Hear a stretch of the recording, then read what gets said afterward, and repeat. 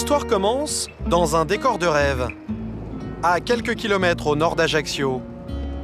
Voici Félix et Ange, son frère jumeau. Ils ont 54 ans et sont issus d'une grande famille corse, les Biancamaria, installés depuis des générations dans ce petit coin de paradis, le golfe de Lava. C'est mon secteur. J'avais ma famille qui habitait là, mes grands-parents. Donc voilà, là vous allez découvrir la plage de Lave, qui commence à être très connue déjà. Il y a encore quelques années, la plupart de ces terrains appartenaient à leur famille. Un patrimoine qui leur a permis de ne jamais travailler. C'est là qu'ils ont passé leur jeunesse et chaque dimanche, ils recevaient leurs amis sur cette petite plage pour une dégustation d'oursins. On appelle ça une oursinade. On faisait des oursinades, il y avait, je sais pas moi, 50, 60 personnes qui montaient là. Alors vin blanc, oursin, tous les week-ends c'était la fête. Bon, et à force de faire des oursins ici, on a vidé le coin et on avait décidé d'aller plus loin. C'était il y a 25 ans. Et ce jour-là, en allant à la pêche, ils vont trouver beaucoup mieux que des fruits de mer. L'un des plus beaux trésors jamais découverts, le trésor de Lava, qui se cachait depuis des siècles, juste derrière cette pointe rocheuse. Le lendemain matin, Félix accepte de nous y conduire. Grâce au bateau de l'un de ses amis, nous atteignons rapidement cette petite crique, accessible uniquement par la mer. À l'époque de la découverte, Félix a 28 ans. Évidemment, un quart de siècle plus tard, il a un peu perdu la main. Oui, elle te sert la combi. Mets-toi dans l'eau, je te dis. Je t'assure, tu vas revivre dans l'eau. Nous sommes le 6 septembre 1985. Ce matin-là, Félix plonge avec Marc, un ami aujourd'hui décédé. Comme d'habitude, les deux hommes se laissent glisser le long des rochers à la recherche des oursins. Mais cette fois, c'est un éclat doré qui attire l'attention de Marc. Il a découvert une pièce qui était presque en parfait état. Elle était à moitié concrétionnée. Donc il a ramassé ça sans savoir ce que c'était. Hein. Un peu plus loin, une autre pièce, puis une troisième. Très vite, Félix se renseigne sur leur valeur et surprise, elles valent des milliers d'euros. Elles datent de l'Empire romain il y a 1700 ans. Certaines sont totalement inconnues, comme celle-ci, qui porte le visage de l'empereur Galien. À l'époque, elle vaut, à elle seule, 50 000 euros. Alors Félix, son frère et son ami Marc vont plonger dans cette crique pendant près d'un an. Étonnamment, alors qu'il n'y a ici aucune épave de navire, ils trouvent des centaines de pièces cachées sous les rochers. Vous en avez trouvé combien au total? Ouais, à peu près 600 négociables. Chaque plongée, c'était euphorique, quoi. En sachant ce que ça valait, quoi, je veux dire. C'était jackpot, quoi, à chaque fois. C'est mieux que le loto. Ouais, beaucoup mieux que le loto. Beaucoup mieux que le loto, en effet. Aujourd'hui, le trésor de Lava, c'est plus de 25 millions d'euros. La fortune de Félix et de ses proches semble faite, mais il y a tout de même un petit problème. La loi. En France, un trésor trouvé en mer appartient à l'État. Félix aurait donc dû le remettre aux autorités. Une loi que beaucoup ont du mal à comprendre. Il suffit de faire le tour du marché pour s'en rendre compte. Je vois pas pourquoi l'État va prendre tout ce que vous avez trouvé, hein, alors que c'est vous qui le trouvez. Qu'est-ce que vous en faites si vous trouvez un trésor? Et j'en garderai un tout petit peu. Un tout petit peu beaucoup. Non, écoute. non, j'aiderai vraiment les gens qu'il faut aider. Ah oui, mais tu le déclares pas. Ah non, pas du tout. Voilà. Ah non, pas Ben du voilà, tout. Hein. c'est ça, je Non veux te déclaré, dire, hein, voilà. et puis dites-le, Voilà, hein, non déclaré. La loi prévoit une récompense, jusqu'à 30 000 euros pour celui qui découvre un trésor sous-marin et le remet à l'État. Mais Félix, lui, décide de garder ses pièces et de les vendre. Un délit pour lequel il risque jusqu'à 2 ans de prison.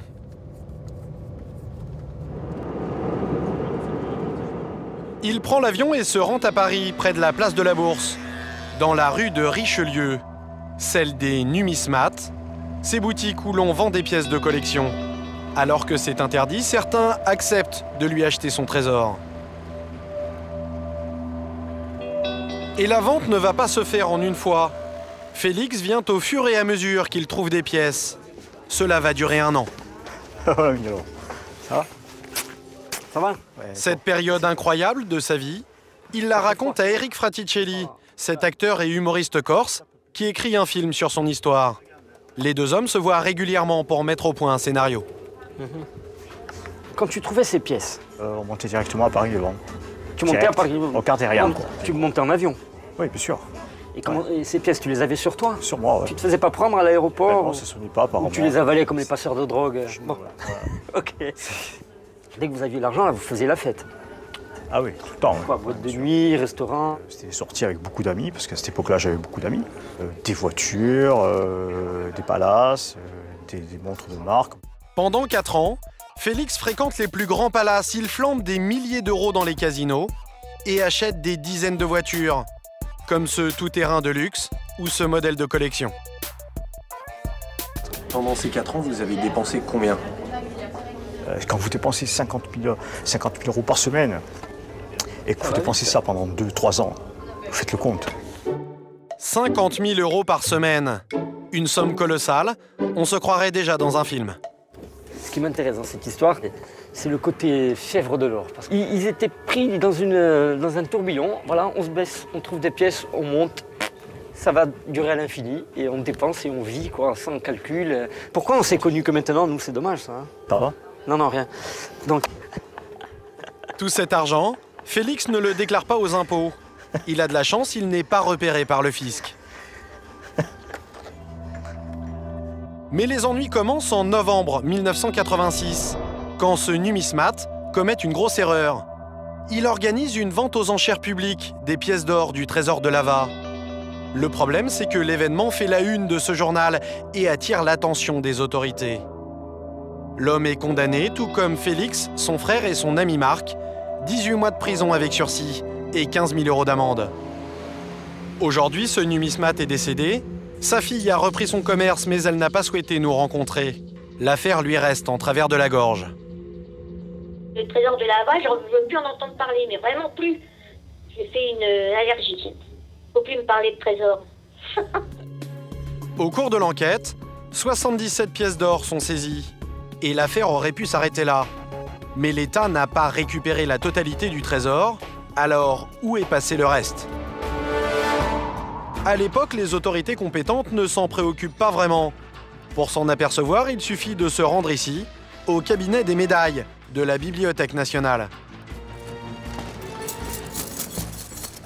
Michel Amandry, le patron des lieux, conserve dans ses coffres les pièces du trésor de Lava, saisies par l'État. Aujourd'hui, elles valent une petite fortune. Une pièce comme le multiple de Galien, cette pièce s'est vendue un peu plus de 500 000 euros. Et quant au quinti, il y en a, pour le moment, on en a répertorié 18 en tout. Chacun peut valoir 30, 40, 50 000 euros. Mais ces pièces hors de prix, l'État n'en a donc récupéré que 77, alors que Félix dit en avoir trouvé 600. Très tranquillement, ce fonctionnaire du ministère de la Culture nous apprend qu'il voit régulièrement passer les autres dans les ventes aux enchères, un peu partout dans le monde. Quand on voit dans une vente qui a eu lieu en 2002, un exemplaire d'un multiple de Galien, donc le 3e exemplaire, voilà, on sait que ça vient du trésor de Corse, enfin du trésor de Lava, ça ne peut pas venir d'ailleurs. Depuis le procès, personne n'a cherché à récupérer ces pièces. Pas même Michel Amandry, qui a lui-même assisté à une vente, sans intervenir. J'ai assisté à la vente, je me rappelle, elles se sont vendues à très, très beau prix. Et qui est chargé d'alerter, par exemple, quand on voit une pièce qui se vend à l'étranger? C'est un peu nous, effectivement, qui alertons quand on voit des choses anormales qui se passent. Enfin, Et là, vous avez alerté, par exemple, dans ce cas-là? Non, là, honnêtement, non. Mais sinon, je ne les ai pas alertés là, mais je ne les avais pas alertés non plus. Il aurait fallu alerter, effectivement, tous les 2 mois ou tous les 3 mois. Bref, à l'époque, la surveillance n'est pas des plus pointilleuses. Et pendant une vingtaine d'années, plus personne ne s'intéresse au trésor de Lava. Félix, lui, retrouve sa vie d'avant en Corse. Fini la flambe et les palaces. C'est à nouveau, dit-il, l'argent de sa famille qui le fait vivre. Mais il y a quelques mois, un homme décide de remettre son nez dans cette enquête corse. Il s'appelle Michel Lourd, il est archéologue et lui aussi fonctionnaire du ministère de la Culture, mais du genre tenace. Et ce qui le met en colère, Ce sont ces particuliers qui conservent des trésors sous-marins. Dans ce hangar près de Marseille, des centaines d'objets saisis par la justice. Aziz, on va peut-être prendre celle-là. Selon lui, leur place est au musée, comme ces amphores qui partent aujourd'hui. Et il trouve normal qu'un trésor sous-marin appartienne à l'État, quelle que soit sa valeur. Aujourd'hui, on apprend qu'un porte-conteneur, qu'un supertanker vient de se briser en mer. Vers qui se retourne le public? Il se retourne bien vers l'État. Donc pourquoi est-ce que, lorsque c'est un incident ou un supertanker, on trouverait normal que l'État soit obligé d'intervenir? Par contre, si c'est un objet qui a une certaine valeur marchande, alors là, on dirait « Ah ben non, l'État, c'est pas lui, c'est à moi ». Pour Michel Lourd, l'affaire de Lava n'avait pas livré tous ses secrets. Et ce qui lui a mis la puce à l'oreille, c'est ce dessin récupéré par les enquêteurs à l'époque du procès. Celui d'un plat en or que Félix aurait trouvé en même temps que les pièces. J'avais dans l'esprit depuis très longtemps que cette enquête, au fond, de 86, et puis le procès, etc., tout ça n'était pas une affaire bien finie, parce que ce plat nous avait échappé. Michel Lourd persuade un juge de relancer l'enquête. Plusieurs personnes sont placées sur écoute et l'affaire connaît un rebondissement inattendu. Gare de Roissy, près de Paris. Au mois d'octobre dernier, Félix est arrêté alors qu'il rentre de Bruxelles.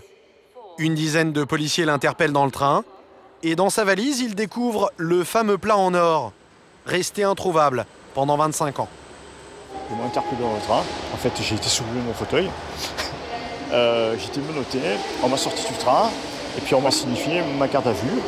Je me suis douté de suite en fait, que c'était pour le plat. Félix est accusé d'avoir voulu revendre ce plat à l'étranger. Pour la deuxième fois de sa vie, il est mis en examen pour détournement d'épave maritime. En fait, on me reproche d'avoir sorti illégalement un objet appartenant, soi-disant, entre guillemets, à l'État. C'est l'histoire qui se répète 25 ans plus tard, c'est ça. Après sa garde à vue, Félix est relâché. Et aujourd'hui, le plat en or du trésor de Lava, c'est Michel Lourd qui l'a récupéré. Il le garde dans cet entrepôt quelque part en France. L'endroit est tenu secret. C'est la première fois qu'une caméra est autorisée à franchir ses portes. L'objet tant convoité est conservé dans cet impressionnant coffre-fort. Ça, c'est le plat dit de Lava, plat romain du IIIe siècle après Jésus-Christ. Les estimations tournent entre 1,5 million d'euros et peut-être 25 millions. C'est quasi inestimable. Ça vous fait quoi d'avoir ce plat dans les mains là? Bon, une vraie satisfaction d'abord parce que c'était depuis 25 ans, c'était une source d'interrogation permanente de se demander où il était passé. Ce qui donne à ce plat une telle valeur, c'est sa rareté. Il n'y a pas d'autre exemplaire datant de cette époque. Les meilleurs experts sont tous formels. Voilà, on attend de toi que tu nous dises tout sur lui, sa vie, son œuvre. C'est vraiment impressionnant. Pour moi, c'est un plat unique parce qu'il est vraiment extrêmement lourd pour son volume. Ce plat d'1 kilo est sans doute la pièce maîtresse du trésor de Lava. Et à cause de lui, Félix a de nouveaux ennuis. Son procès aura lieu dans quelques mois. Il risque une forte amende, jusqu'à 400 000 € pour recel. Et il affirme ne plus avoir d'argent. Il nous accueille chez son frère dans ce petit appartement, un décor qui tranche avec la grande vie qu'ils ont menée. On imagine que quelqu'un qui trouve un trésor, il est très riche. Oui, c'est ça, oui. Seulement, j'ai un RSA, de revenu minimum, et puis je suis à 400 € par mois. Voilà. Vous n'avez plus rien du trésor? J'ai plus rien. Les deux frères sont formels. Ils ont depuis longtemps flambé l'argent du trésor. Pour vivre, ils ont même été obligés de vendre une partie du patrimoine familial. Félix l'affirme, il n'est plus riche. En fait, riche, oui, si vous voulez, à l'époque. Parce qu'on a dépensé énormément d'argent. Mais si vous voulez, bon, à l'heure actuelle, non. Si j'avais été riche, si j'avais encore des pièces, j'aurais pas vendu mon terrain. On a vendu peut-être presque 40 hectares. À l'entendre, Félix aurait beaucoup de mal à payer une forte amende. Et surtout, il se dit victime d'une injustice. Selon lui, ce plat, qui vaut plusieurs millions d'euros, lui appartient de plein droit. Il affirme qu'il ne l'a pas trouvé dans l'eau comme les pièces, mais sur terre, sous ce rocher. On a réussi à le faire basculer et dessous, il y avait un énorme trou avec le plateau, avec ce fameux plateau et quelques pièces à l'intérieur. Donc pour vous, ce plat, il était sur terre? Ah, il était sur terre, oui. Un détail qui change tout, car curieusement, la loi n'est pas la même pour un trésor trouvé sur terre. Dans ce cas, il n'appartient pas à l'État, mais à celui qui l'a trouvé et au propriétaire du terrain. Avec Antoine Solacaro, son avocat, Félix veut prouver ce qu'il avance. Et pour ça, les deux hommes ont un argument. D'autres pièces du trésor auraient justement été trouvées sur terre, au même endroit. Si tu te réfères à... On se réfère au livre, là, de toute façon. Cette découverte remonte au siècle dernier. Et elle est racontée dans ce livre, écrit par un grand-oncle de Félix. Des ouvriers italiens ont disparu au cours de la nuit en abandonnant sur le chantier une jarre cassée de l'époque romaine. 2 pièces en or furent trouvées le lendemain dans la terre remuée. Le trésor de lave, c'est un trésor qui, pour nous, a très certainement une origine terrestre. Sur les cartes des archives départementales, Félix et son avocat recherchent l'endroit précis de cette découverte. Elle aurait eu lieu pas loin de la maison, juste là. Sur l'ancienne propriété de Félix. Ils vont tenter de faire admettre à la justice que le plat était caché sur terre. C'est peut-être un éboulement qui l'a fait tomber sur la plage. Il y a d'ailleurs à cet endroit-là des éboulis, donc c'est le fait de l'érosion de la mer sur le rivage. Félix affûte ses arguments, mais face à lui au procès, il aura une partie civile coriace, Michel Lourd, et lui affirme que l'objet a été trouvé dans l'eau. Il s'appuie sur un autre livre, celui de Félix lui-même, où il raconte la découverte du plat. Je colle l'objet contre mon ventre et le tiens de ma main gauche afin de pouvoir récupérer ma lampe, puis j'agite ma palme droite, donc on est bien dans l'eau, je perds mon masque et bois une bonne rasade d'eau de mer. Moi je vous dis que ce trésor était un trésor sous-marin et qu'il restera dans les collections publiques, ça j'en ai une certitude absolue. Selon Félix, ce livre a été romancé pour rendre l'histoire plus passionnante encore. C'est maintenant à la justice de trancher. Les scientifiques, eux, doivent encore percer un autre mystère. Comment l'or des Romains a pu s'échouer dans ce golfe il y a 1700 ans, transformant l'île de Beauté en île au trésor.